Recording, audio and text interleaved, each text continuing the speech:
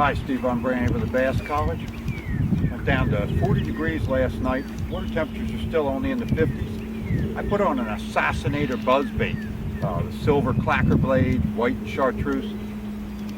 Threw it into these shallow pads and a monstrous bass. That's just what I thought was going to happen. Came up and just slammed at that Assassinator. Boiled, big splash. You could see the whole fish. It's much clearer back in here. The bass was 5-6 pounds easy. Just nailed a buzzbait at 55 degrees in the morning. Now he missed it, but he really tried for it. So I'm going to throw the swim jig now. If he doesn't hit him, I'm going to throw that buzzbait back in again. Working it real fast too.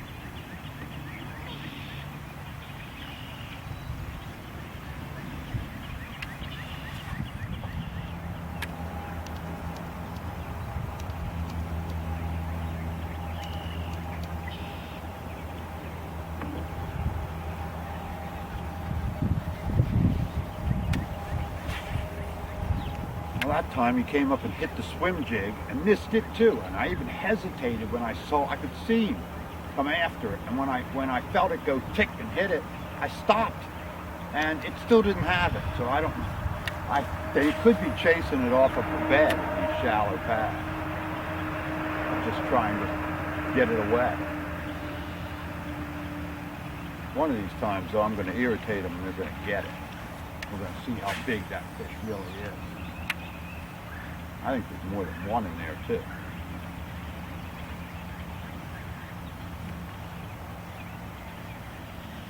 He's going around and around in a circle around the pads where they are. He's nailing them from like every angle possible with both baits.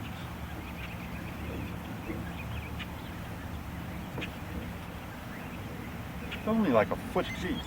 Got pads and then what people call that snot grass mixed in with it. Real hard sand bottom. I see fish moving out in front of me. And I've got it. Got on 65-pound test Sunline braid, FX2, and using that St. Croix rod, Ray rod. If it just gets it in its mouth, I've got it.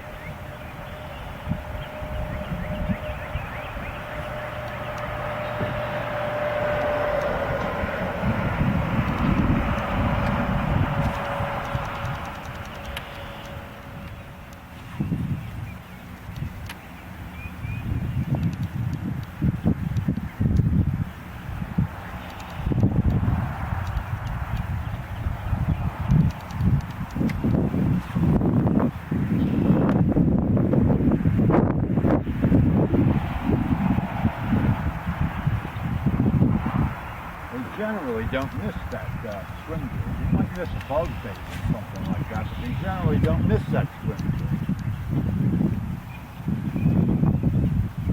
I'll tell you something I found too. Is they seem like when they miss the swim jig, they miss the swim jig more early in the morning than they do later in the day when it warms up. Oh, there's movement. There's movement there. That was the fish. That was that.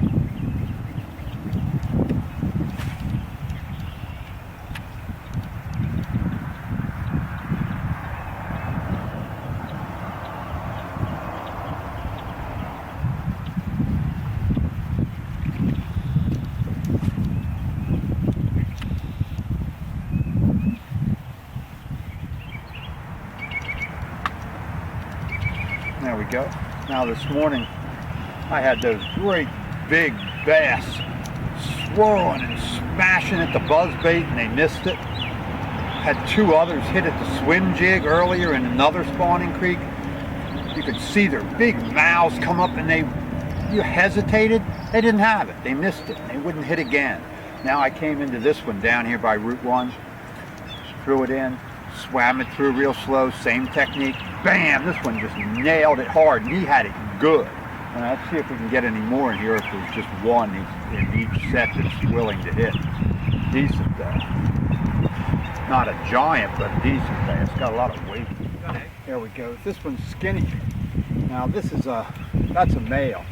And if it's not a male, it's a female that's already laid its eggs. It's back in like a little cove here where I've caught the other couple sixes and everything the day before.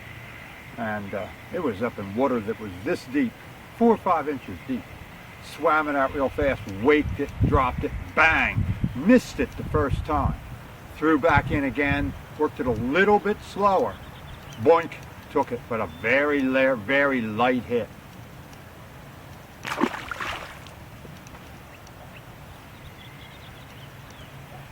Dirty jigs.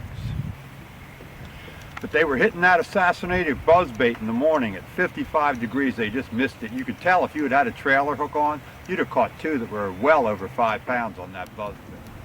Well, I've been wondering what was taking the claws off of my pocket crawls, and now I figured it out. This is what was taken off. Well, at least there was a spawn a couple years ago, huh?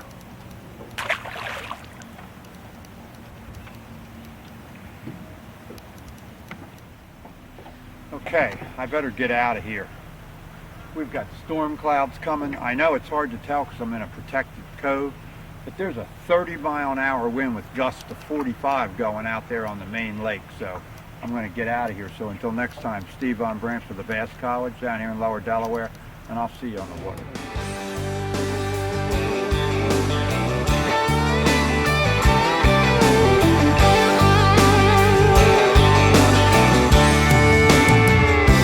Brother, it's a long road from Amistad to Toho. Doesn't matter which way you go, the miles are all the same. But when you finally get there,